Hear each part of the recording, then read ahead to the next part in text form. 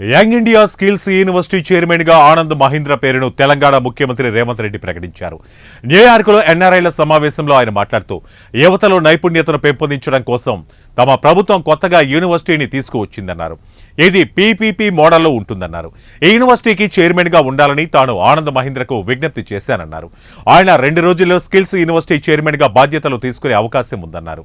ఈ నెల 1న ముచ్చెర్లలో స్కిల్స్ యూనివర్సిటీకి సీఎం శంకుస్థాపన చేశారు. పెట్టుబడుల సమీకరణ కోసమే న్యూయార్క్ పర్యటనకు వచ్చారన్నారు. హైదరాబాద్ నగరానికి ప్రపంచ స్థాయి ఐటీ సంస్థలు వచ్చాయన్నారు. అధికారంలో టీడీపీ ఉన్నా, కాంగ్రెస్ ఉన్నా, మరో పార్టీ ఉన్నా హైదరాబాద్ నగరాన్ని అభివృద్ధి చేయడానికి ప్రణాళికలు రచించి ముందుకు సాగుతున్నామన్నారు. Outer ring road, international airport, హైటెక్ సిటీ నిర్మించామన్నారు.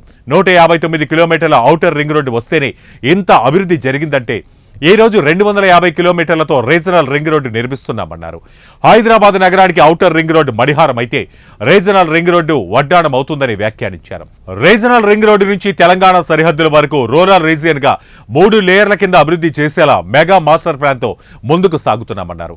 ప్రపంచంలో చాలా మంది వైద్యం కోసం మన దేశానికి, మన రాష్ట్రానికి వస్తున్నారన్నారు.